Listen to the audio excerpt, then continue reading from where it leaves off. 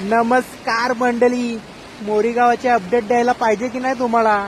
आज आहे 19 ऑगस्ट आणि यो आपला विसर्जन घाट मोरीगावचा. मंगळवारी पाऊस नाही आपली मोरीगावची नदी न यो पूल आणि पाणी पाहू शकता एकदम कट टू कट. आणि त्या साईडला पाहू शकता फुल गावामध्ये पाणी. आणि पाऊस सांगू नाही शकत भाई. 2-3 दिवस झाले लगातार आणि आता पण तुफान वारा पाऊस. आणि हे नदी बघा फुल तुडुंब भरलेली आहे इकडे विसर्जन घाटामध्ये पूर्ण पाणी.